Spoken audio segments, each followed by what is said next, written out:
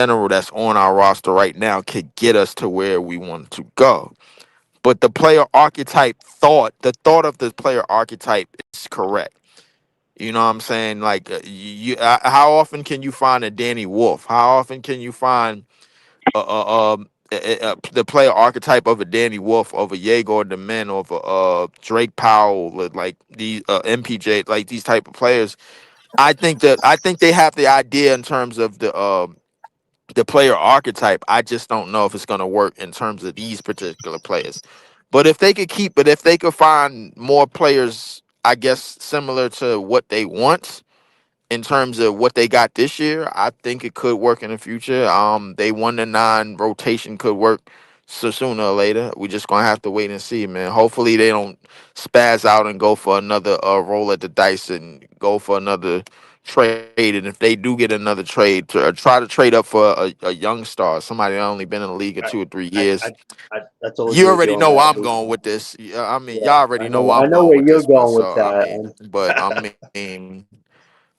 yeah, but yeah, just trade for somebody that's like not seasoned and not have their best years somewhere else. You know what I'm saying? Like J Kidd, the one thing about it, Jason Kidd, before he got to the Nets, he didn't have his best years somewhere else, outside of the Nets uniform. Before Nets uniform, he did play for Phoenix, he did play for Dallas, but he was still young in the league, and he still was far beyond his years. Well, especially when he got to the Nets in the Nets uniform. So, if they could strike gold and find something of that nature and to complement the players, a good amount of the players that they want to keep, I think it will work. But as far as MPJ go, MPJ could be that player archetype that we're looking for somewhere down the line, because I don't think we're gonna keep him in the next 2 3 years anyway. So, I mean, focus this. All I can tell Nets fans is focus on the archetypes of these players as opposed to the players themselves. No, that's a great thing you're saying, Leaf, because we did one of our biggest complaints last year was we got to stop the small ball stuff. Sean Mark's been doing this for 10 years. Small ball's not getting you anywhere. The league is evolving before your eyes. Get taller. They get bigger. All the 5 guys we drafted are over 6'4", so that's a positive. It's just we didn't know they were all going to be pretty much at similar positions on the court. That's like where there's the confusion that Leaf's talking about. Like archetype, yes, but next year's draft is make or break for so many reasons. Like especially our front court. There's some great wings at the top of that draft.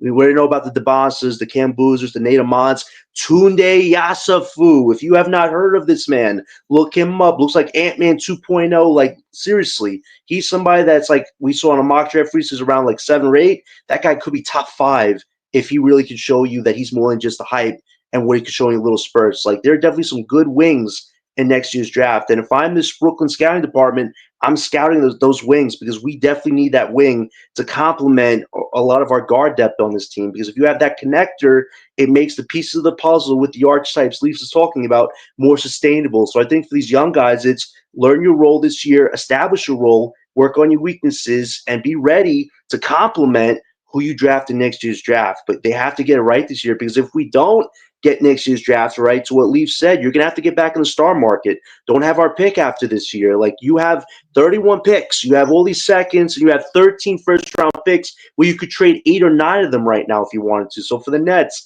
hopefully you get that top franchise guy. But if you somehow don't and you get another good complementary piece of young core, you got to go out there in the market and get a star that fits your timeline because you do not want to be playing losing directionless basketball the next 2 to 3 more years, especially when the East is this weak right now. And it looks like it's getting even weaker. So I think the great thing about the Nets is they have cap space flexibility, all the draft capital in the world. It's just you need the right pieces to balance out this whole damn thing. And once you do, I think the Brooklyn Nets could be on the right track towards getting back to that Brooklyn culture, the Brooklyn way that we all want to see. Because right now it's going to be tough to see this season, but we can get through it and they get that franchise guy next year's draft. It can really change the dynamic and the energy level of this whole base just like that. I really hope they can do it, but John Marks and Joe Desai got to step it up this year. No more excuses. If they make even one more excuse, I don't think anybody could give this organization validation go forward to lead this era. I really can't if they can't get this right. Yo, we got Breezy showed up. Ooh, He on Breezy. the live right now. You know what I'm saying? Breeze. Yo, we talking Yeah. about a few things, so I'm gonna run it back. I'm gonna run it back a little bit. Ricky Council, not gonna make the team. He probably gonna get cut either tomorrow, Tuesday. Yeah. Yuri got cut.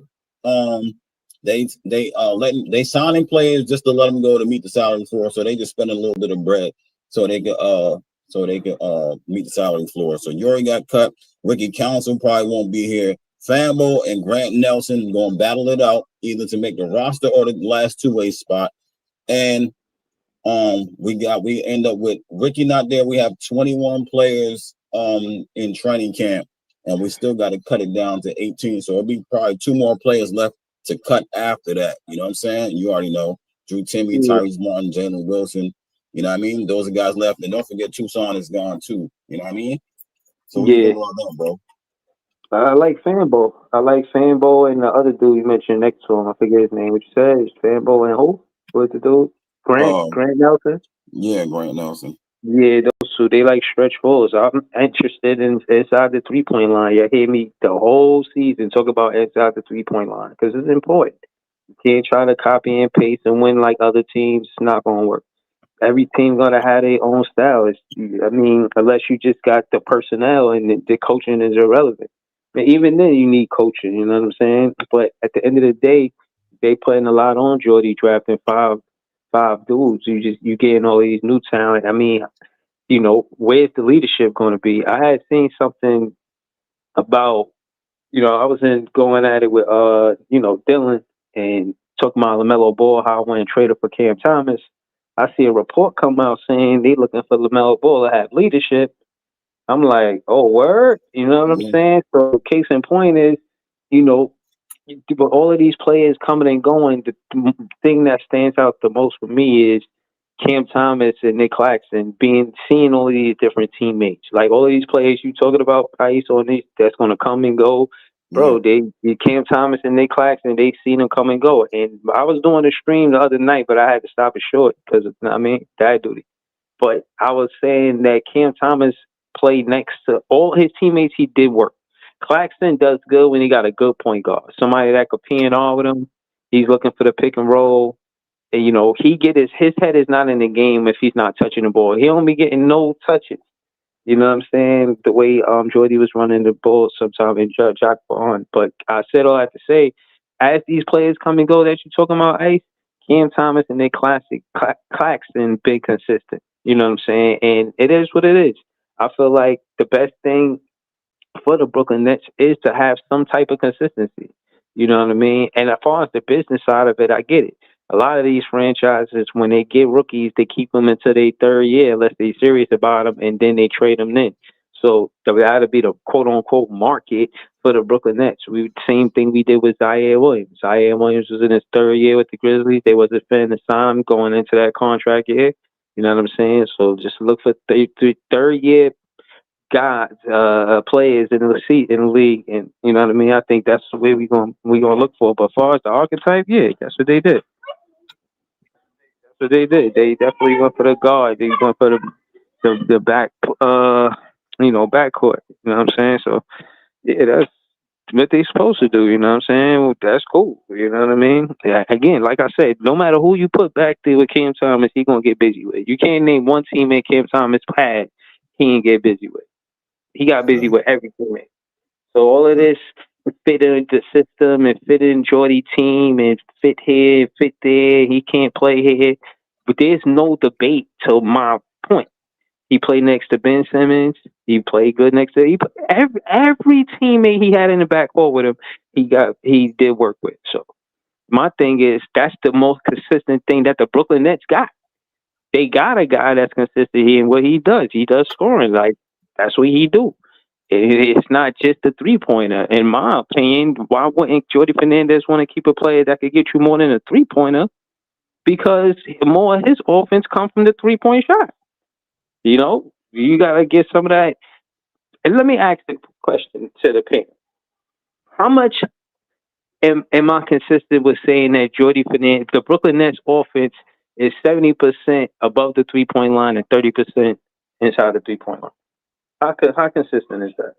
No, that's pretty consistent. I mean, if we look at what Jordy wants team to do, quick pace, shoot a lot of threes, cause turnovers. I mean, that's pretty much the system that he's running right now because you have so many pieces that aren't guaranteed to be on this team in the next 1 or 2 years. So yeah, like you're saying, like 70% threes, 30% interior. It seems like Jordy really wants to get away from interior play so much as far as ISO goes. He wants the pace to be super quick and wants everybody to be at their corners just ready to hit shots, whether they make it or not. That seems like that's what the Jordy system is about. And Breeze, good to have you here. I have a question for you. I mean, we're less than a day from media day, and the NBA media is going to want to interview Cam Thomas and ask him what happened this summer with taking the qualifying offer and not taking the contract with the 30 mil. Like, what do you think Cam Thomas' mindset is going to media day? And do you think he's ready to answer questions to the media, or is he actually not going to want to talk much to the media? Like, what's your thought process with Cam Thomas with less than a day before media day, Breeze? I think Cam Thomas is going to be soft spoken. I think he's going to be professional, and I think he's going to be, short spoken. Like he's going to say what he say in a few words. He's not going to be long winded. Answer the questions how they ask him, and you might see a smile, but for the most part, ain't shit funny. He come in there to do his job. This is part of the job. And it is part of the job. He has to be a professional, regardless of what's happening with the front office. So, I think he is going. I expect professionalism from Cam Thomas. Yeah, that's the same thing I said. He's gonna be professional. He's gonna talk professional until he leave out. Even when he leave out, he's still gonna be professional. But what do you think about like there's a few things you missed out on, so I'm gonna run it back a little bit. Kobe, there was a poll on Twitter about Kobe Buffkin and Dariq Whitehead, and the poll said that they think Kobe Buffkin will have a longer career in the NBA than Dariq Whitehead. And what do you think? Because a lot of people think MPJ is really going to have a breakout season for the Nets. Just to catch you up real quick, those are the last two topics for. Yeah, I was in a, I voted, and I was on the 70% side. I said Kobe. I'm going with Kobe. Yeah, I don't like Dariq Whitehead, man. He ain't, you know what I mean? I think he need more time. He's a G League player. He probably played for the Long Island Nets. We start averaging like 22. Let him do it. I think seriously, Timmy set the bar. I'm gonna keep it all the way real with you, bro. Timmy set the bar, bro. Like after he played the way he did, and then he had the interview, and he was like, "Yeah, the reason why I wanna, you know what I'm saying? I'm doing all of this so I could get an NBA contract. Ain't that what I'm supposed to do? You know what I'm saying?" So he kept it real. And these players, they making 40,000 in the G League. You see Keon Johnson, you see DJ, you see Timmy. These players are serious. You know what I'm saying? Noah Clowney, they come up. They trying to get that two-way, man. That two-way ain't no joke. That shit could change their life. Right. But yeah, I'm with Kobe Buffkin. You know what I mean? I think he's gonna be a solid player. He looked like a Jordy Fernandez kind of player. I think Jordy probably put that call in. No lie. All right, and MPJ. I don't know if you've seen that article. It said MPJ. Not what an article. It was a post that said that MPJ was an underrated move, and a lot of people, like I said, think that this dude is gonna have a breakout season for the Nets. Are we sleeping on him or what? Yeah, I mean, my thing is, yeah, you gotta show me something, bro. I'm not saying I'm sleeping on him, but I'm not thinking he should come here and take Cam Thomas' spot. You know that. Hold on. For real, he shouldn't be no. Let me do it. He shouldn't be no number one option. He should be like he should fall in line. I'm saying you know what I mean. It's a chain of command. It's a pecking order. You know what I mean. He go be number two. If Cam when Dennis Schroeder was here, Cam Thomas he was averaging 18 shots a game. Schroeder was averaging 14 shots a game. That was the 1 and 2. Schroeder not here, but Cam Thomas still here. Cam Thomas should be getting 18, 20 shots. And you know what I'm saying? MPJ, he could get 18 to 16 shots. You know what I'm saying? Gotta do things a little different, man. Facts. I don't have too many more topics other than that. You know what I mean? Media day coming up, training camp coming up, same week this week. You know what I mean? it's finna go down. You know what I'm saying? I'm ready for both of these things to hurry up and just, you know what I'm saying, so we can get to it. But yeah, I wanted to get my take on MPJ. Yeah, go ahead. I think he's gonna definitely have the opportunity to put up those type of numbers, for sure. Like everybody said, he's gonna have the opportunity. My concern is, what I'm worried about is the athleticism and his reactionary skills and playmaking. Is that going to be there? Because it's a lot different. I get it. He's going to have the opportunities and he's going to get the shots, but that pressure is a lot different when you're the number one option on the team, even if it's a not a good team. You know what I mean? Teams are going to play you totally different than when you were in Denver. So I'm really skeptical, and I'm really want to see how it turns out, because I want to see if he's going to be up for the task to really take that next level. Like I said, he's going to get the opportunity to do it. I don't know if his athleticism and things of that nature are going to hold him back from doing that in his playmaking, but you know what I mean? Time will tell. So we'll see. Yeah, I think, like I said, I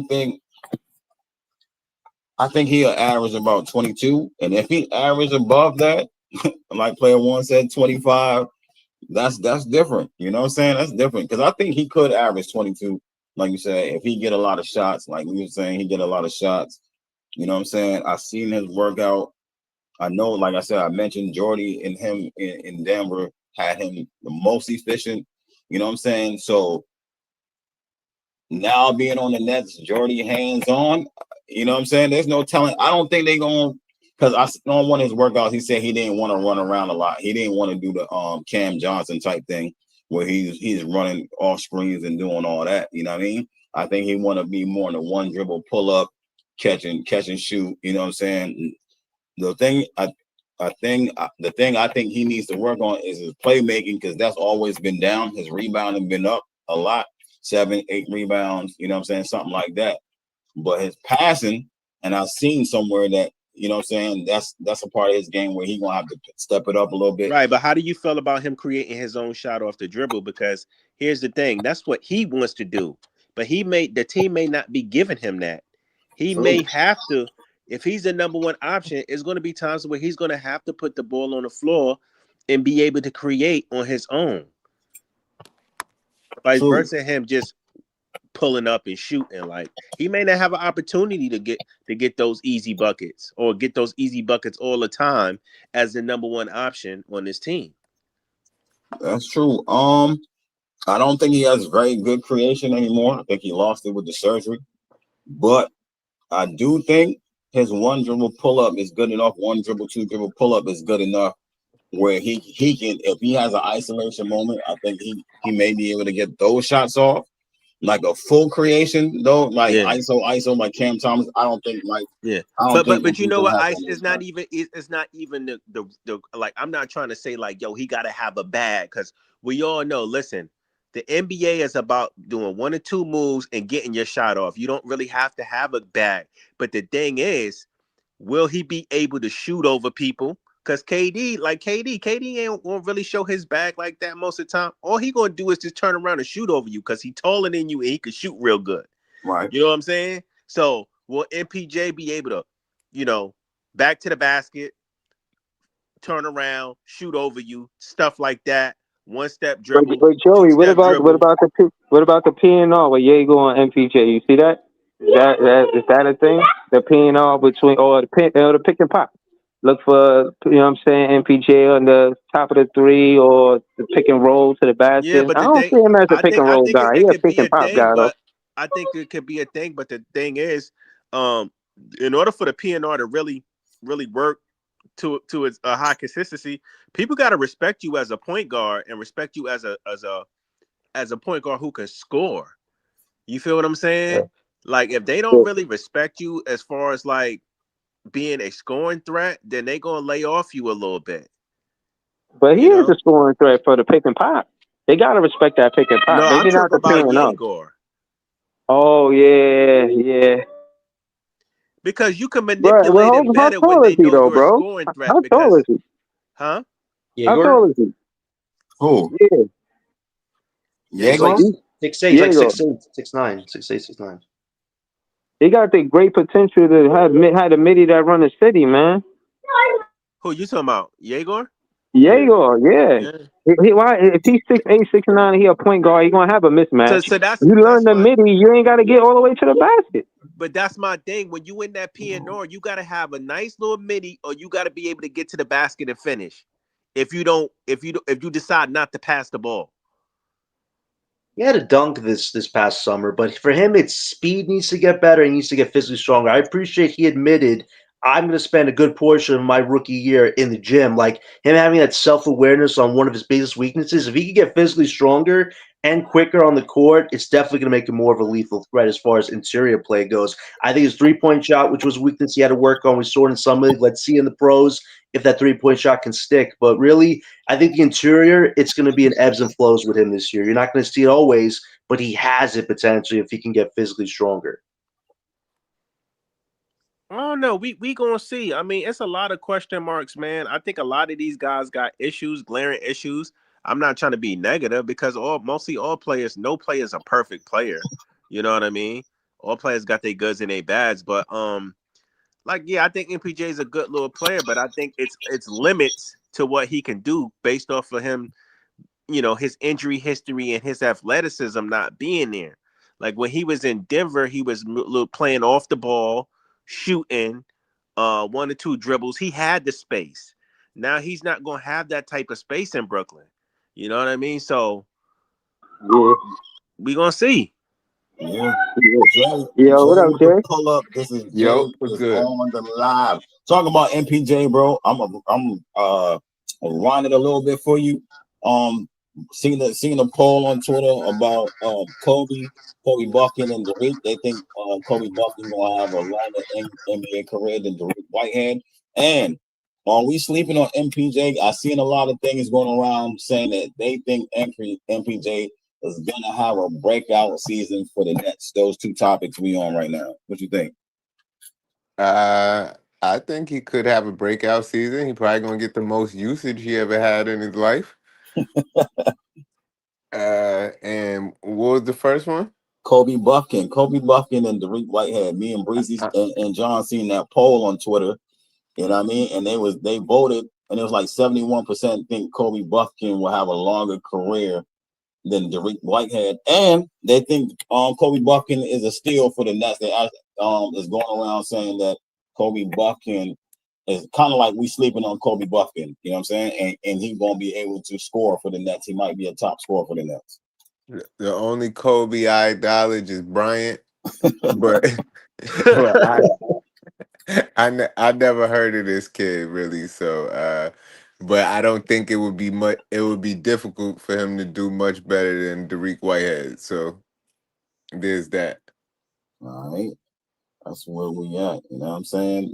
Media day. Y'all going to, hold on. Practice in the park coming up too, right? Yeah, Saturday. On Saturday. So, media day, training camp, practice in the park. Those 3 things are coming up. Anybody else got anything else to add to this? Because Jay just pulled up. You know what I'm saying? That's it. Nobody else got nothing to add. I'm gonna just run it back. I got something real quick. So I saw in the on Twitter that I think it was the Brooklyn Way. One of those Nets pages said that Claxton might be a good trade target this year because of his contract.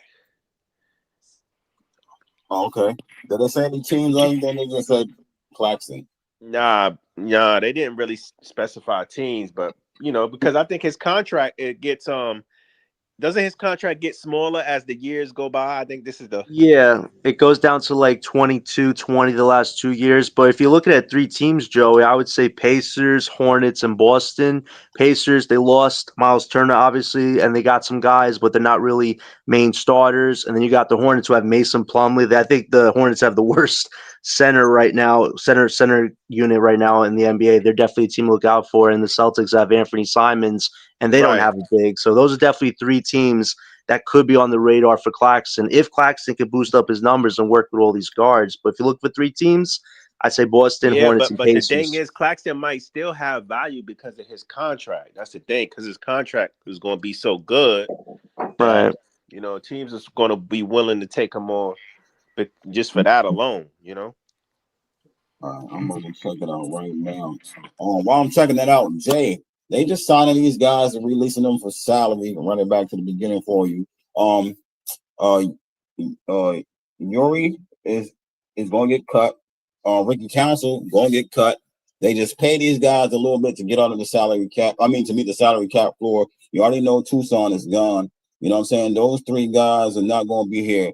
We got 21 players until training camp, and Fambo and Grant Nelson is probably going to battle it out for the two-way spot. And then we still got two more guys to cut. You already know after that during training camp: Timmy, Tyrese Martin, Jalen Wilson, and whoever else is, you know what I mean?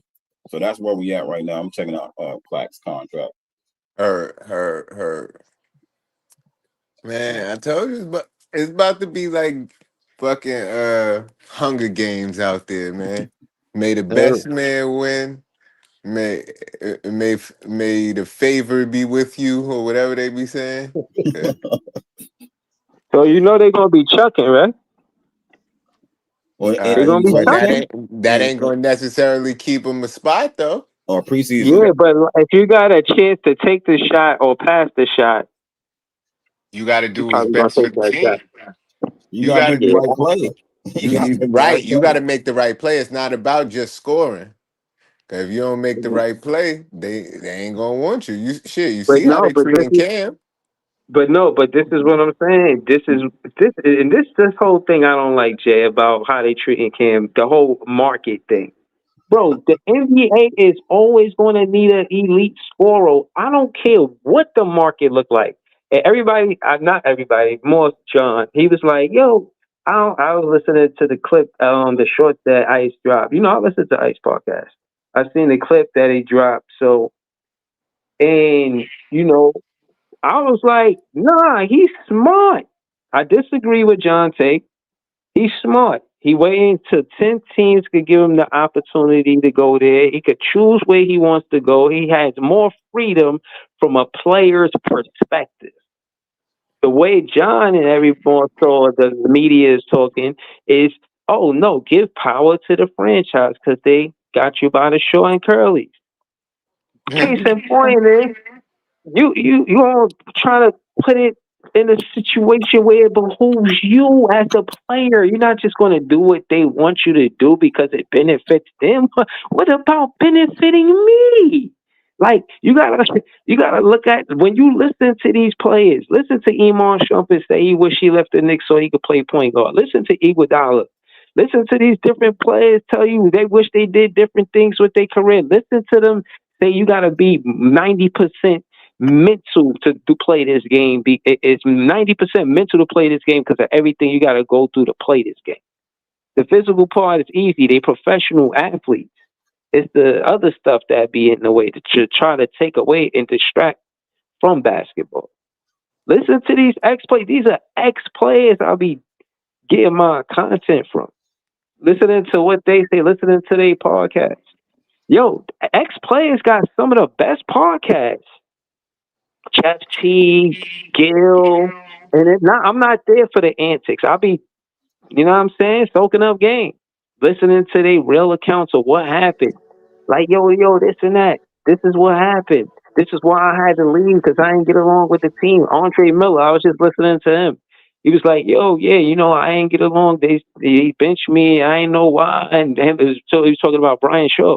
I'm gonna play the clip on my when I put, you know what I'm saying? I'm on my phone when I got my laptop. You know what I'm saying?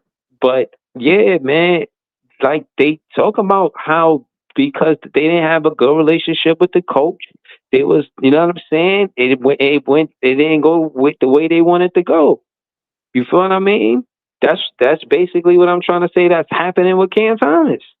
He ain't got a good relationship with the coach, or he ain't got a good relationship with the front office. Like, this guy obviously should be the number one option over Mikal Bridges and Cam Johnson. Obviously should have been helping Kevin Durant, helping Kyrie Irving, not him or Kyrie Irving. Of course he's not going to get no minutes. Duh. It's not either or. It's supposed to be and, especially if they teammates. Ain't they teammates? They teammates. Play both of them at the same time. But like I said, I ain't finna make this a whole Cam Thomas rant. I'm just saying that to say they invested a lot. They invested. They invested in 5 draft picks. And then look how they treating their draft pick when it's time to pay them. I could revisit Jared Allen. Ain't got nothing to do with Cam Thomas. Jared Allen was drafted by Sean Marks. Why you ain't pay him? He became an all-star the very next season. And that was my whole argument. Yo, he's progressing every year. Every year is a thing. I watch him get better. How y'all don't see this? How y'all don't see this? If we hold on, what are we now with Jared Allen on the team? Like, what are the Brooklyn Nets? You see what I'm saying? Like, come on, man. Like, you serious? Y'all let him slide and y'all have all these other conversations and nobody want to mention Jared Allen unless I bring him up. But I bring him up because of the unfair shit that's happening to Cam Thomas. The same way Jared Allen wasn't budging. I don't know if y'all remember that. Jared Allen wasn't budging. He was like, nope, this is the money I want. I want this money. And rightfully so, he went up versus the only one that busted his ass was Joel Embiid. He went up versus Rudy Gobert, all of the other top centers. He was giving them work. The Miles only one Turner that cooked got himself. only one was that was the only one. Besides that, for the most part, Leafy Petty. for him to be but even if it's technically true, that's still 28 other teams that I'm talking about. You feel what I'm saying? You see the side that's heavy? Case in point is Jared Allen in his rookie scale contract showed potential enough to the front office where they could have said, yo, we should pay him. Pay this guy. That's the point. Not about whether I'm right or wrong or me and Leaf. The point is pay the players that you draft. You'll pay Cam Johnson. You'll pay these. You take on Ben Simmons' contract. Just those two things. And you won't pay the players that you draft in the Jared Allen. Ridiculous, man. I'd say this the way Breezy's putting it. Like, everybody, a lot of people like to give Sean all this credit in the world for being such a great drafter, but it's like Jason BK put it perfectly. The last 10 years, none of the young talent on this team has ever been in the accolades for NBA, All NBA, Rookie of the Year, Sixth Man, no accolades whatsoever. But Sean Marks can't hold on to the young talent because he doesn't evaluate them properly. Let Jared Allen go before he hit his highest ceiling. Let Karis LeVert go before he became a solid role player. Like, if you don't invest in your talent properly and you let him go, don't be surprised if another team, another coach can figure out how to better utilize them. And that's why this coaching staff have to really develop these 5 guys, because if at least 2 out of 5 of them don't work, then really it wasn't a successful draft by taking this huge gamble. That's why it's so important to get it right with these rookies this year, because if you don't, we're just doing the same crap again. 5 Guys, burgers and fries.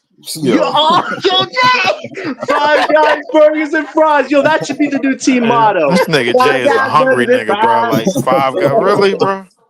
Don't get so full. When John said they got to do good with the 5 guys they drafted. Yo, forget the Flatbush 5. Jay, forget the Flatbush 5. It's the 5 Guys. Wait, what did you say, Jay? Again. He said the 5 Guys. Yeah, he either high or hungry or both, bro. Listen, Jared Allen got served by one too many people. Both. Yeah, I know it, bro. I can hear it in your voice, bro. Like, I'm like, yeah, this nigga high and hungry. 5 Guys with the burgers and fries. I love it. Jared Allen got cooked by way too many people in the past couple of years. We're not gonna forget that he got cooked by Mitchell Robinson by himself. In that first time that they met the Knicks in the first round. We're not gonna forget that he got cooked by just about every other center, bro. Like in the he got cooked by Clint Capella in the play-in a few years ago when they played Atlanta. Sean Marks have drafted him. That's like, this is like semantics. It's not semantics. Should he have paid him? Should he have paid him? Should he have paid him at that time? I mean, it depends. If he, all I'm gonna say, it depends. That's a yes or no question. He was Even though asking Jared for Allen 100 is going to be mil. the Jared Allen hit It's not a yes or no question, Bro, over he there paid on him. Joe Harris out of all 4 of those players, bro. He was wrong. You could defend him. Go ahead, Leaf. I'm not defending them, bro. Like the It wrong depends move. on what then. What it depend on? It depends on, bro. It depends on all the other young players that was coming up with Jared Allen too, bro. Oh my God.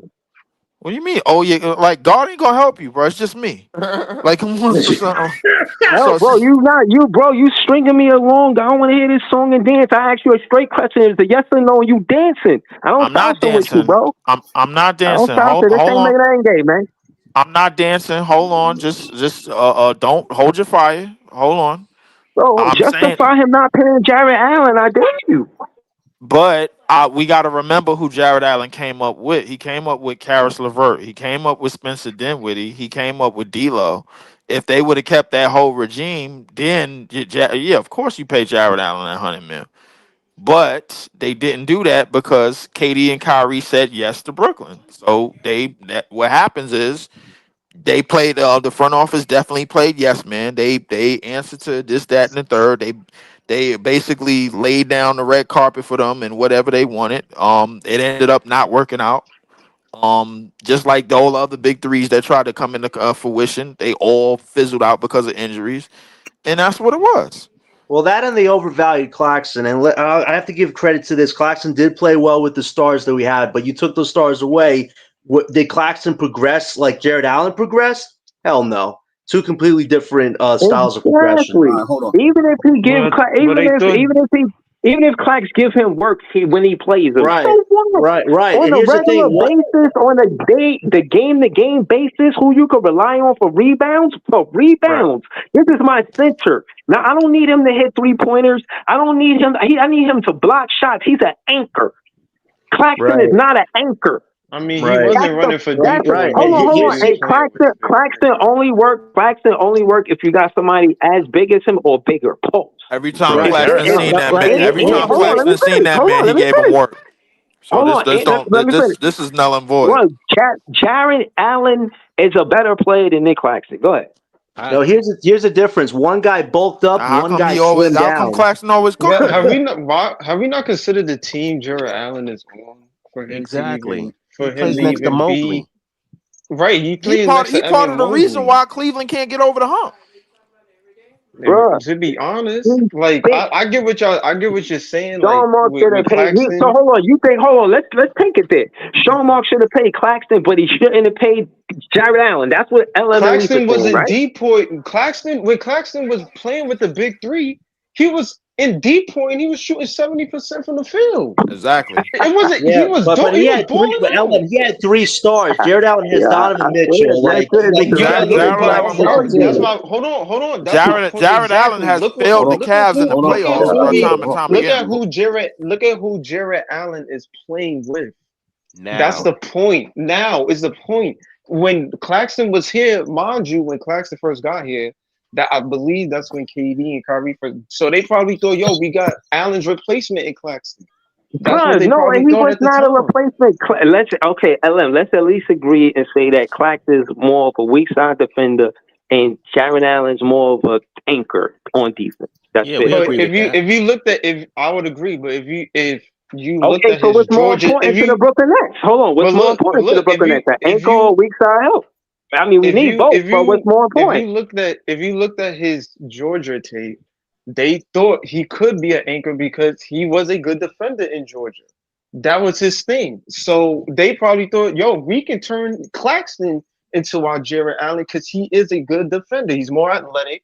He can get up the floor faster. So he can be that guy. We don't got no. At the time, we all know what the thing was on the Brooklyn Nets when we had the big three. Everybody in the media was saying, "Yo, who's going to be the defender?" They have no defenders. And That was trying to mold Claxton he was cheaper. into the defender.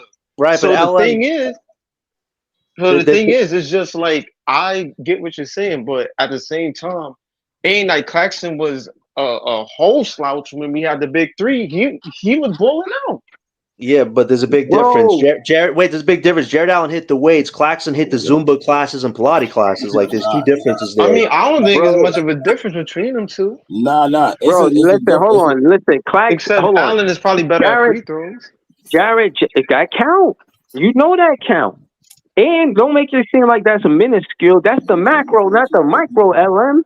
Him knocking down those free throws changes everything, bro. And But on top of when that, us, me leaping in whoever it was, I think was talking about this, and niggas in here was giving us all types of shit about, yo, Claxton didn't get better, none of that. But now it's like, yo, niggas want Claxton out of here now. Is that the case? Is that the They've case? been wanting no. Claxton What I'm in. saying is they not playing Claxton where he's strong. He's a weak side help defensive play. You want him to be decoy. You want him to you know what I'm saying, level up on with that defensive side of the ball. Then you put him with the weak side help, and you get an anchor so he could do all of that stuff you talking about. If you don't do that, then you put him out of position. You putting him in deep where players are way more than him, so they getting him deep on the post and they pushing him in. They either putting him in foul trouble or they scoring. You know what I'm saying? So I'm saying that to say the Brooklyn Nets need the personnel to back Clax. When they had KD, they But I backed also each other. You feel what I'm saying? He could back also You each think other. way the too reason why passionate about I do think the reason this they topic, bro. Like, we all know what Claxton Bruh. need, bro. But Like, hold on, bro. You see the state of emergency right now. What you mean? not a Like state the of whole shit is emergency, but bro. disarray. Like, It's we pandemonium. in the emergency already. We in the ER Breeze, already. what if the real Where reason? they What if are the already. reason is just the fact of the matter is that you They talking gotta about listen to the they podcast. didn't do right by the draft picks. What if they just was just like these niggas ain't good enough to be invested in? Well, if that's What the if that case, was just wait, what LM, was that was the point? if that's the case, then why Look, we drafted Tariq I'm Whitehead not and saying Jalen I don't know Wilson what then? they did. I know what they did, LM, but I'm saying they were wrong for it. We have to hold them accountable. Now, look, we have to be fair. I'm a fan of the team, whether they right or wrong. That's fair to say. But if we go and act like these things are unnoticed, if we look and take a blind eye, then we're not doing right by the fans. Like, come on. You trying to tell me that I'm supposed to allow this? You see this shit and you allow it? You like this shit? You entertained? It's not about it's not about So allowing it. It's about waiting for the. It's about so playing if a you waiting game and waiting for it to get better, bro. What you gonna sign a bandwagon contract and go to Minnesota? So if we get a player on here, so let's say if we got a player on here like Jalen Williams, you would think he's worth investing in, right? What I'm saying is, bro, the players you got, really invested them. Really, so hold on, and then see what their strengths are. Really build with them and really player develop them. You could give credit to Jordy Fernandez for player developing Zion Williams. You could give him credit for certain players that he player developed, but really put him in a situation where you give him a core situation. It's his second year head coach. Stop asking him to do magic. But you want him to fucking draft 5 players and then player develop all of them? That's not realistic. Realistic shit is you give Jordy Fernandez 2 players that he could concentrate on and build with them and see what their strengths are, and maybe 3. But come on, 5 is ridiculous. 5 like you just. I think he proved that he could deal with more than 5 on a regular anyway, But because a this lot of draft the supposed to be special, bro. This ain't just no any draft. Sean Marks ain't never been in the top 10. He been act like he trying to win. it is any draft, because look who we got. Look who we Bro, got, bro. nah, But don't if do you Jaeger like that. Don't do Jaeger like that. I seen him training. Don't come on, man. Don't do I'm him not like that, doing man. Diego but like that, but if let's be fair, bro. You think Diego gonna be better than Cooper? No. You think Diego gonna Bro, be why better you than gonna what put him you? up the number? Hold on. I said, and I agree with this still. I think Jaeger is going to get as much minutes as Cooper. I think he's going to get as much. Obviously. Yes, but that part of the obvious is a good thing for Jaeger. We don't have to go no further. Whatever he does on the floor is what they play at developing first, whether it be facilitating or whatever the case may be. I don't even think he gotta be. I don't Bro, even think he you gotta be know, better than Flag. I just think realistically, if he right? can be a Is he gonna be serviceable better than any of the as 7 picks that he got picked over? If he can be No, a we solid don't. Who rotation piece, knows? hold on. that's the way Hold Who to on. No, go. knows? hold on. Ice. Hold on. Let me speak to Ice real quick, Leaf. Yeah. When was the last time a 6'8" or 6'9" point guard been drafted, bro?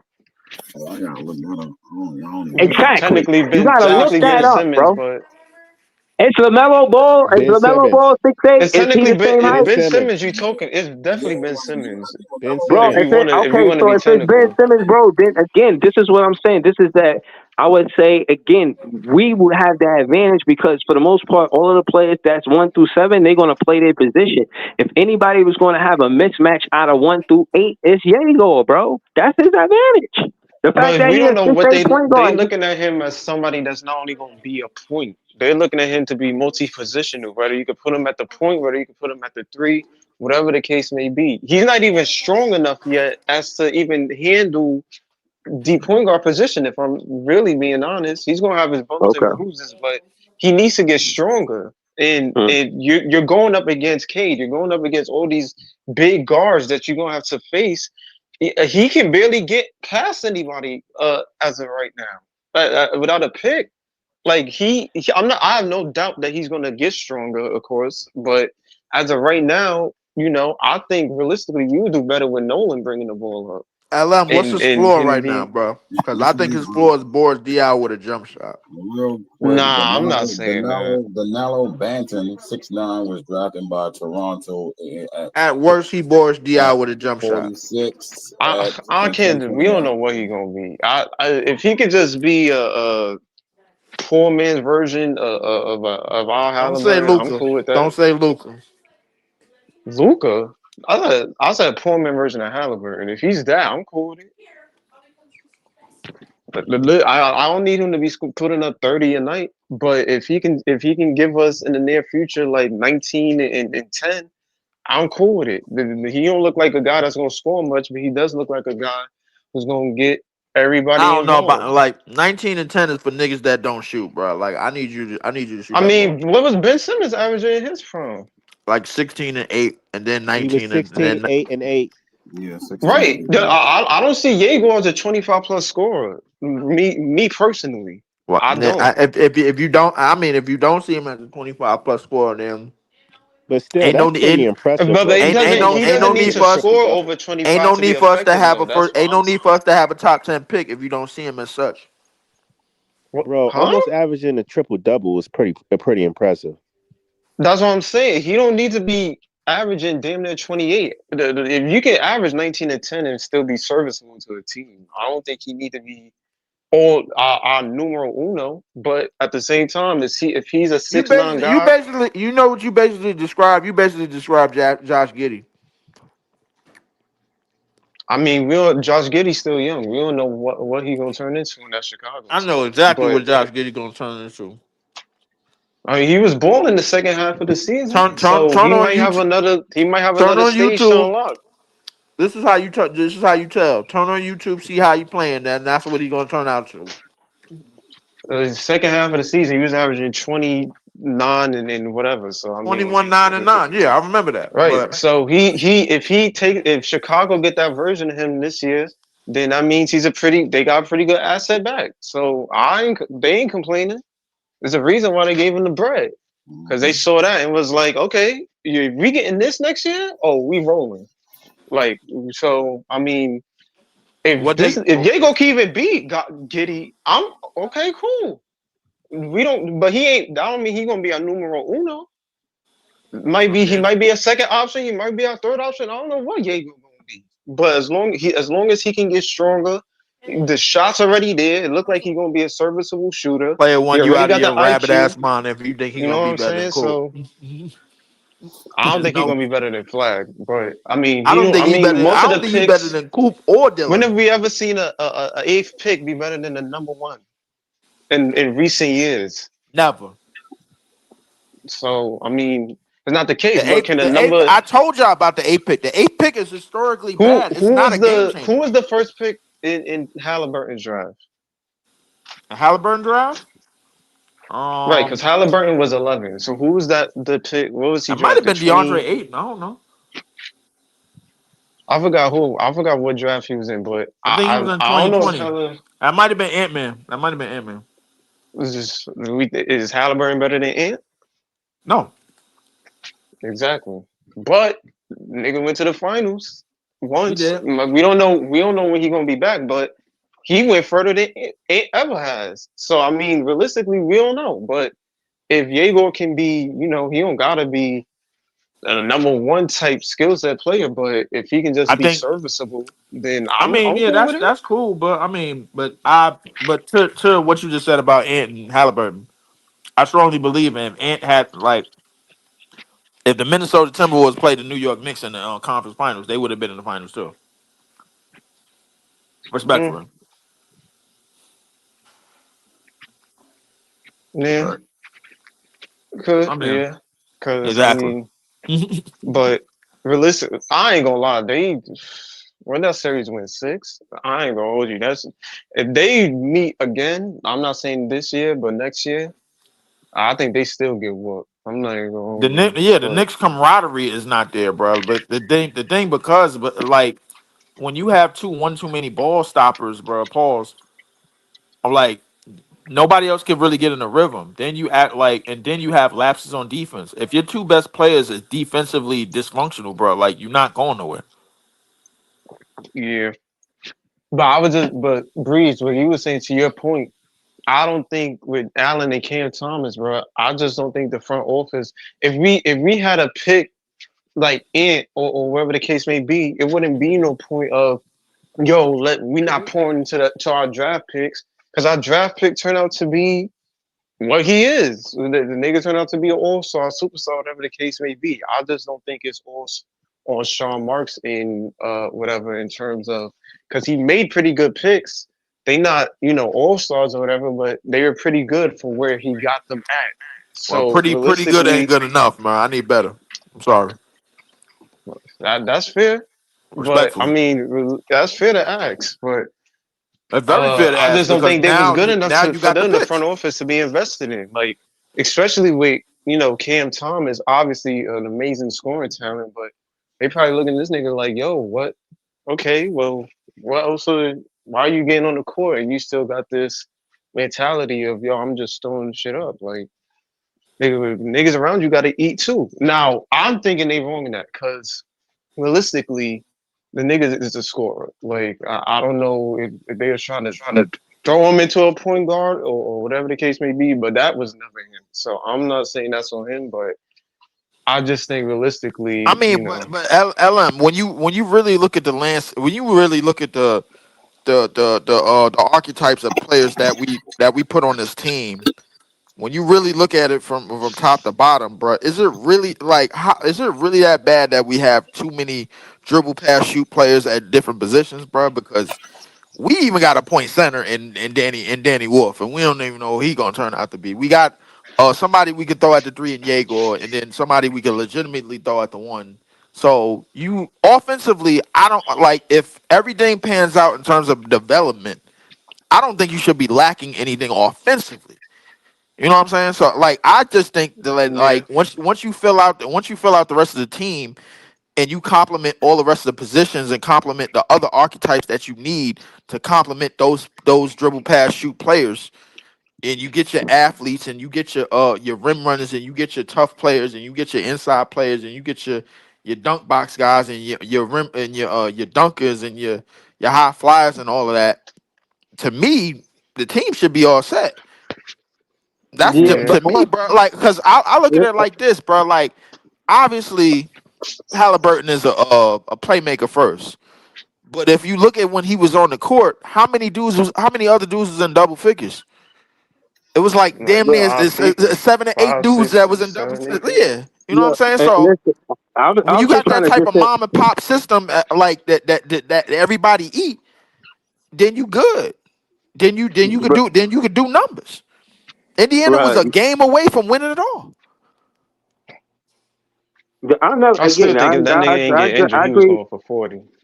I agree with that same point, but again, then we can't say, "Oh, Cam Thomas is a weak link because he don't got defense." Yeah, the offense should be set, but all of these players, we got to hold them accountable on defense as well.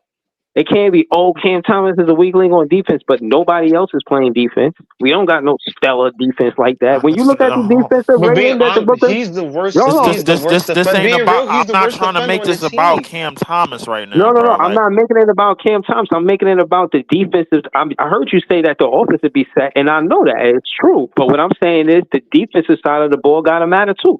The Brooklyn Nets ain't outscoring nobody, man. We got to hang our hat on the defensive side of the ball. In my opinion, if the Brooklyn Nets are going to be a good team in the Eastern Conference, we got to start thinking about the defensive side of the ball. We're not going to outscore teams and win.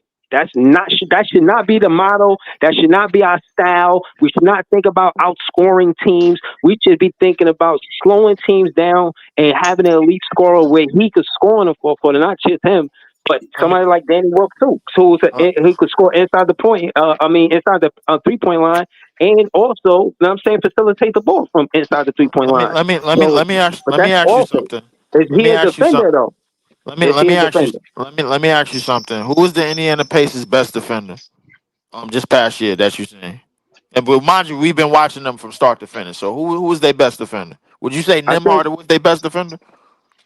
I would say it was him or the other one. I forget his name. After Neesmith? Neesmith. Neesmith. Yeah, part Okay, of the so it's safe defense. to say like the tough defense assignments didn't revolve around Miles Turner, didn't revolve around Halliburton, didn't revolve around Siakam. Siakam. It didn't That's revolve around them, right? it depends. That's contingent on the team. I mean, we all know Yeah, that. yeah. I mean, but based on what we saw, like, so if the formula is 1-9, having competent offensive players that could dribble, pass, shoot, and do multiple things on the court, kind of like the archetypes of players that we just drafted. We just don't know if they the guys or not. If they gonna fully develop into everything that they supposed to be offensively. If the formula is that, to me, 1/3 of your team is already complete. All you got to do is just develop the shit. 1/3 of the team is already complete. Once you go get the athletes, like a Neesmith, like a Nembhard, to go out there and go, play full court press on a Oh, SGA, because best believe Nembhard had that assignment the whole series. hold on. Ice, you closing out on the 2 hour mark, so we all you get the clip. We can run it. Y'all chatting it up. We can run it. You know what I'm saying? Yeah. All right, so hold on. Let me ask you: is Drake Powell our Nembhard in your opinion? Shit. He might be Herb. He might be our Herb Jones. He might be our Herb Jones. That's what I was about to say. Yeah, like he Fucking Nembhard. He might be our Herb Jones. Nembhard. Our Nembhard. We just released our Nembhard. It was probably Keon Johnson. He's 6'7" with a 7-foot wingspan and can jump out the gym. Nigga, Exactly. if you develop him, he can be better than Nembhard. But the Pacers, I don't know about just that. to let y'all know, the Pacers wanted to pair Kobe Buffkin with Nembhard. They wanted Kobe and Nembhard to play together in the backcourt. But what I'm saying is that's the thing. But I wasn't getting on Cam, but realistically, Cam is the weakest defender on the team. So what I was saying is, yes, defense is important for all the players. We're not saying everybody on the team is getting a pass on the defensive end, but from what I feel like the Nets is trying to do, they're trying to make sure they have competent defenders in the lineup. Like at least we not weak on any other on defensive end, and Right. if it does turn into an individual thing, they can hold their own. They don't need they don't really need help to you know what I'm saying?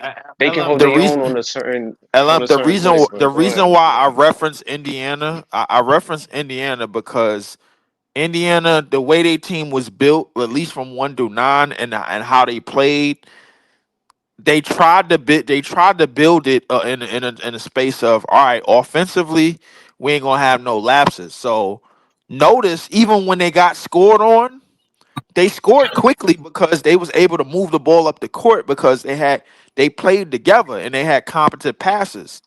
You know what I'm saying? When you have competent creators, bro, like, and I think that's the key thing that's missing here. We was watching Miles Turner get the ball at the free throw line, dribble and take a sidestep and hit the mid ranges and shit. We was watching Nimhard go 1-on-1. We was watching TJ McConnell go 1-on-1. We was watching Siakam go 1-on-1. We was watching Nigga, didn't Nesmith Halliburton. drop a 30 piece or some shit in We one we we game? watched Neesmith shoot 8 for 9 against the Knicks. So Right. my contingency about having multiple dribble pass shoot players, the defensive side of the ball really is self-explanatory. We don't need nobody out there to be Ron Artest. We don't need nobody out there to be Jaden McDaniels. The thing is, what you really need is like if you can't lock up permanently on defense, the other counter reaction is going to be your scoring. How can you counter react what the other team is doing offensively? You score. And also pushing the ball out. Like Yeah, but we the was complaining about Ben Simmons being on there, and Ben Simmons being the only person who could push the pushing the ball ball on and the pushing the floor. pace Now and we getting the got ball three up. people who could probably do with Yeah, the now addition we of got Wolf three that can people do that. that's willing to move the ball, that's willing to pass the ball, that's not ball stoppers, that's not that's not going to stop the ball. Like they're going to promote. All right, yo, let's get this shit up the court and let's score fast. Let's get it to our shooters. Listen, everything else is going to be self-explanatory. That's what it is.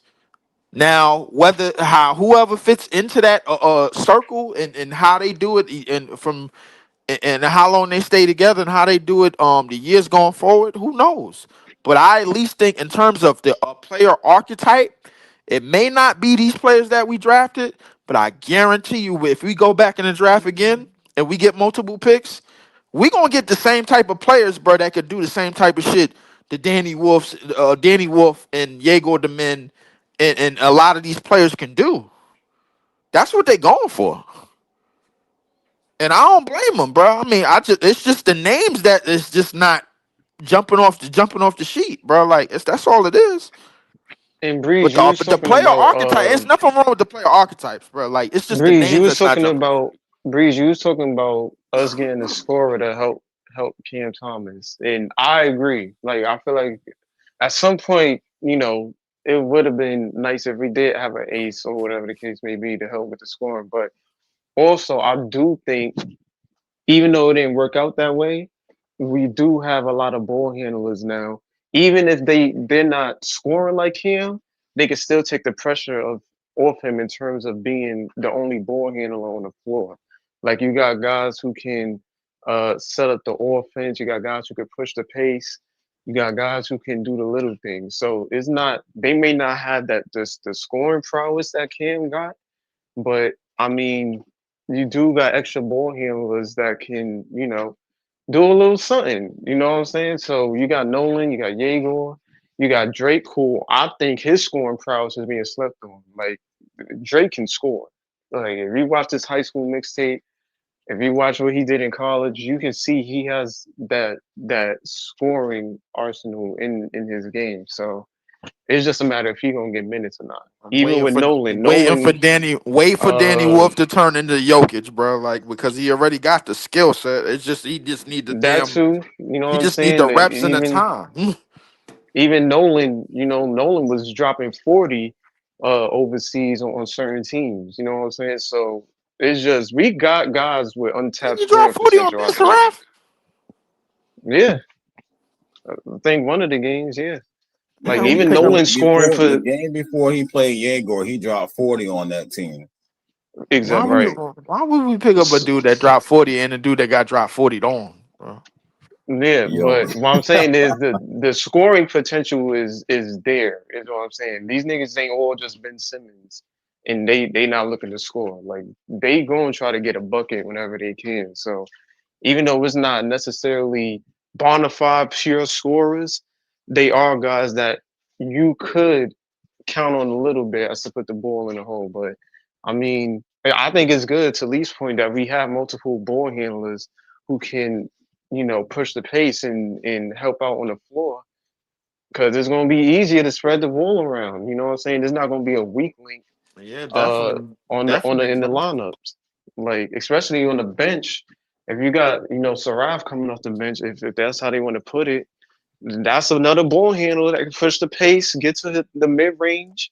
You know what I'm saying? Like he can work out like that in our favor. So I mean, It's but good I that we think got multiple ball Saraf. handlers. I really think Saraf comp during the training camp is probably gonna be Nolan Trayor, and Yeah. because not like ideally, bro. Like I think they're probably gonna be competing for the same spot, playable spot on the court. Like I look at playable spots on the court. I don't necessarily look at positions anymore because the league is going in a totally different place in terms of how they match up. You know, in terms of positions, position by position, bro. I look at like, yo, do you have your athletes to go along with your dribble, pass, and shoot players, or do you have your dribble, pass, and shoot players to go along with your athletes? Right now, I think stage one of what we need to have to rebuild this team is almost done. Real quick, the game Nolan dropped. He dropped 45 on Barcelona for 45, 6 rebounds, 9 assists, 1 steal. That was 2024. You know what I'm saying, when he dropped them points. But you saying Lee? What you were saying about they fighting him? And I seen the article that says I that. think him and Ben Saraf is probably going to be competing for the same type of spot. Oh yeah. The reason being is because I think, I don't think both of them is going to be played at the same time based on the height that we drafted. You know what I'm saying? Like, you don't draft Yegor at number 8 and then say, all right, yo, let's play Nolan Trayor and Ben Saraf at the same time at certain points of the game. You know what I'm saying? Everything is really going to come down to training camp realistically, but I think Nolan Trayor already has an elite NBA ability, and that's his speed with the ball. You know what I'm saying? Like that's it. Like if once you have something at the NBA that they can't teach you, bro, like that's already elite, then you're gonna make your way to the NBA court. You know what I'm saying? Like what it doesn't matter what it is. If you have something that they can't teach and you already got it down already, I don't care whether it's Dayron rebounding, whether it's Yegor passing. It doesn't matter what it is, bro. Like they're gonna put you on the court. The I only think the versatility that they might what is it? They could do. I think with if Yegor, this is assuming Yegor puts on weight, which I feel like he is going to do. I feel like they might, because I think Nolan, they and might knowing run and them all, 24 or they something might like put him that. at the yeah, they might put him because I think MPJ is going to be here next year, and then we're probably going to try to trade him by next season. But until then, or by the grace of God, if we get Cam Boozer, but until then, it might be Nolan at the 1, might be Drake Powell at the 2, it might be Yegor at the 3, might be MPJ at the 4, and it might be Claxton at the 5. And I think we're going to see that lineup towards the end of the season. It just if for me, if I got Yegor and Nolan, I feel like to me that makes more sense. Just in terms of if I'm gonna fit these two together, I don't want it to be overpowered at the point guard position. Like Yegor can just be that wing forward who can be that connecting playmaker at the wing, who, you know what I'm saying, one of them point forwards. But him and I Nolan was can thinking share the same the I point was guard thinking the spot. same exact thing because now that he working on his shooting ability, I think that you're gonna take him out. Like that's kind of what they wanted to do with Josh Giddey, but Josh Giddey is not to serve is not serviceable enough with his shot for him to be that. You know Right. what I'm saying? I think Josh Giddey got a lot more hustle because the thing is, Josh Giddey got the same thing. Like Josh Giddey got the same opportunities to go for hustle plays that Rondo had. Because when you're not guarding him, then you lose track of what else he can do on the court. Like rebound, keep get hustle plays, get a offensive rebound, sneaking in and go get a pass because he can pass. Um, I think the difference between him and Yegor is he's being put in a spot where he's going to be the primary ball handler. Yegor is not. That's the difference, and I think that's where we agree with the whole connection part of him being a connector at another spot on the court as opposed to being a primary ball handler and the primary player to break defenses down. I don't really see that Right. with Yegor. They were trying to However, experiment on it on Summer League. I do see that with Danny Wolf. Danny, or if they're trying to experiment on Danny Wolf, if you off Claxton, and you want to experiment with Wolf being our center, I mean, I'm okay with that. And, you But know, no, I think Danny Wolf is gonna, like, early on, if he doesn't evolve into like the complete go to go to starting four or five, they're gonna have him as the connector before they have Yegor as one. They're gonna try to put the ball in Yegor's hands a lot more on the 3-point line, and give him some space to work. Try to give him more shooting spacing and things of that nature. But I personally believe that, I think right now the only thing that the Nets really need in order to have a complete looking roster is they have to have somebody that can complement the other things that these other players that got drafted don't do. Defense, athleticism, rebounding, that toughness. Just have that type of mold of player. I think yeah, Diego needs everything to with watch the Franz. archetypes is right. We just don't know if these are the right names that we need. Diego needs to watch a lot of Franz Wagner. Like he needs to watch film on him a lot. And then what I like about Franz is, let's not forget, Franz can pass too. Like he, if he wants to, he can play point. But it's I don't just know that. Nah, I think that's a bad. I don't think he's the athlete that Franz is. I don't. He Franz, doesn't. I get that, but I at the think same time, like, Franz is not much of a. He's an athlete, but he ain't no. exactly. You better watch Franz some more, bro. Like when you gotta remember when Paolo went down, Franz was 26, 6-6, and they was still Right, holding but that team afloat. Franz got years in the NBA. Like I don't know what Yego's gonna look like by year 3. Like he might be a totally different player as to where, okay, you Yeah, could put him at the 3 and you he gotta got remember, size you gotta and he can remember, shoot. Franz play a lot like his brother, like in terms of getting downhill and get to the basket. The only difference is he got a shot. His brother don't. Mo don't have a shot, but Mo is going to get to that basket. But if you remember, but I think this is before Paulo got drafted. When Franz was there before the Paulo draft, the Right. biggest thing on him was his shot. Like he wasn't a good shooter, but Yeah. he was a good finisher. Yes. He can get to the paint, Right. which he's the opposite of Yegor as a rookie. Like Yegor can, I think, has a decent serviceable shot, but he doesn't have the finishing and the strength that Franz had coming into the league. So he has to do the opposite, where he has to get better at finishing and putting Right. strength on him if they want him to be serviceable and be like, all right, you don't got to play the point, you can play the connecting wing. Only Right. thing is on the defensive end, he's gonna have to guard the Franzes. He's gonna have I to this guard this this the guys, those guys. So this I don't know this how that's this gonna this look. what I this what like we gonna do at the moment. At the moment right now, let's focus on that connecting thing that you was talking about, because Jaco's best quality is his passing right And now. but That also his size, like Yeah, yeah, he's and his 6'9", yeah, and 190. and Like his he height can yeah, be his and height his height advantage is gonna help advantage. him a lot His if height he can get advantage it is to. gonna help him. It depends on how fast we move. But at the same time, if we in half court sets, they got time to throw. NBA teams nowadays, they got time to throw the dude with the same height on you, a 6'8" dude on you that has the wingspan that could slow you down a bit. I think what needs to be done, we need the runners, and we need the speed to complement these passers that we have. Because right now we don't have nobody, we don't got no rim runners, we ain't got no leak out artists to run up the court and go out and then go get these buckets. We don't. Yeah. You're right, Jovan. He needs to watch Denny too. I agree. He needs to watch Denny as well. Denny's also a good Who example. don't have no But league out guys, Leaf? What you mean? What you No, mean? We got league right. out guys on this team that are running floor now.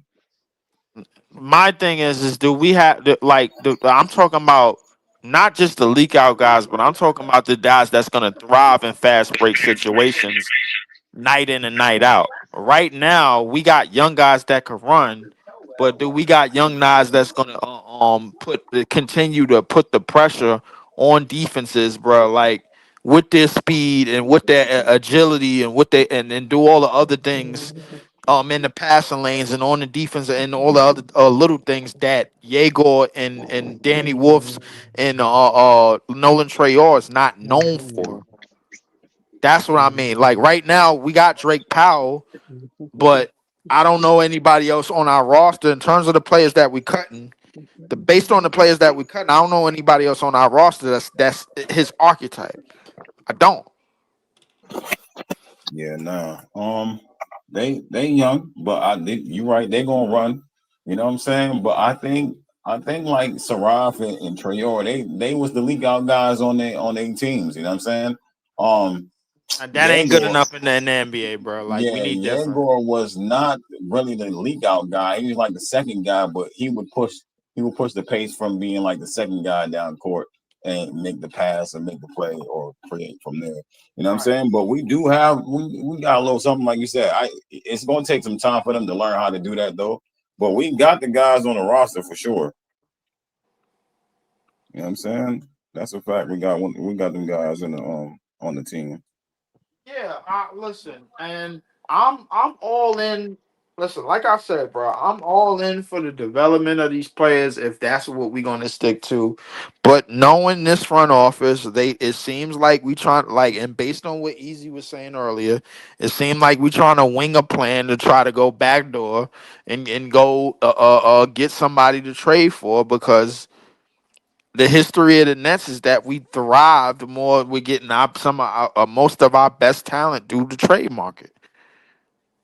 That's the reality. You know what I'm saying? I hate to bring it up that way, but I mean it is what it is. But I'm hoping that we stay the course, whatever that is. But if we stay the course, I think we got to get results done now. If you go out and trade for a young player that could complement this roster right now, then you cooking with fish grease. You know what I'm saying? But other than that, right now we just hip hopping it out. You know what I'm saying? So it is what it is, man. Like let's. I mean, I'm 2,000 miles away from the shit, man. So I'm gonna just see how it's gonna work.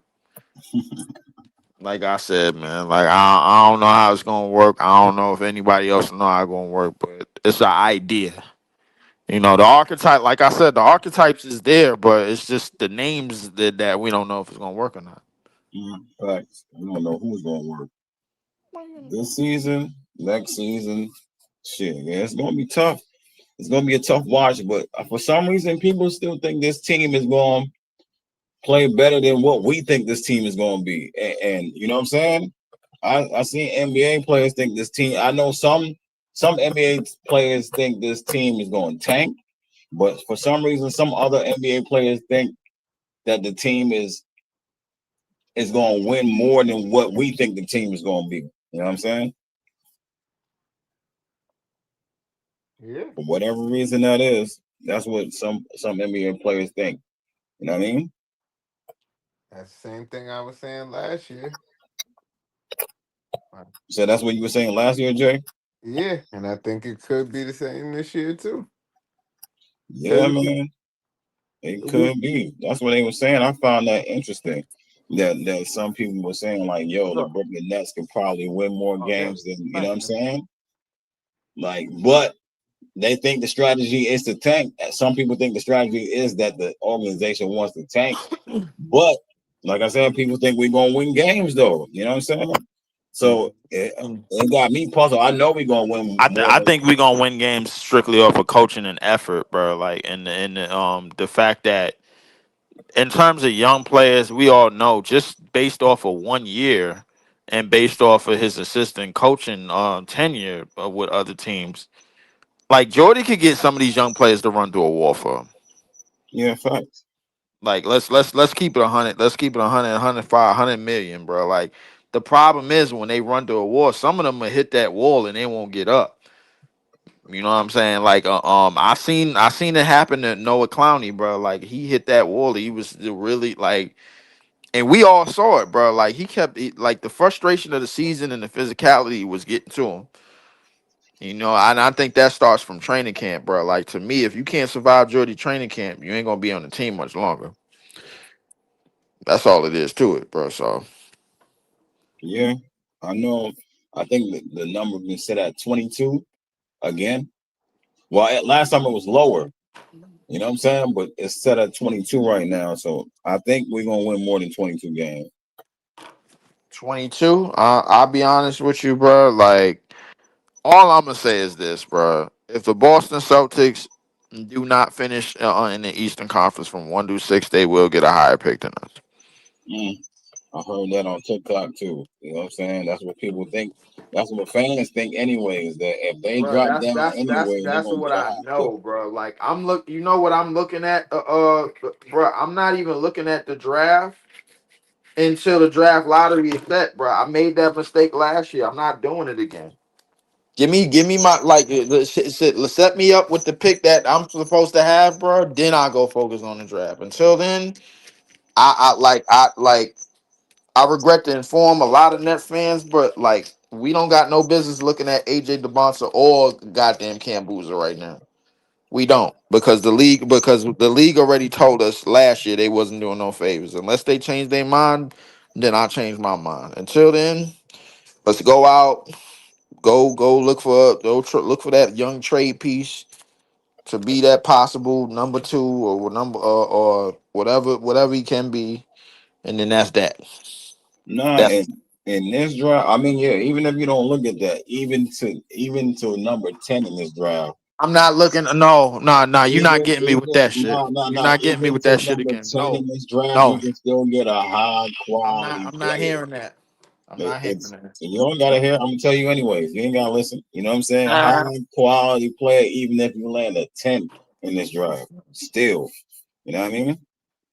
I heard that fantasy last year, bro. We ended up Listen, with the that's number. not a fantasy. Yep, it is a fantasy. You know why? Because we only got one pick this year, bro. We basically like the Eminem chorus, bro. You only get one shot. Yeah, no, we got 1 in the first and 3 in the second round, and That ain't. Come they on, probably gonna 3 in get the rid of second those. round. Yeah, they getting rid of them second round picks, man. Come on, man. Stop that. They gonna move those. They ain't keeping those, man. Stop that. Yeah. So Like, they got 1 pick. I don't know what they're gonna do with it. You know what I'm saying? I really ain't looking. I mean, whether it's AJ DeBonsa or Cam Boozer, bro. Like, I feel like the hype. I feel like either one of them is going to be like held to incredibly high expectations, just based off the fact that how Jordy gonna have the team playing.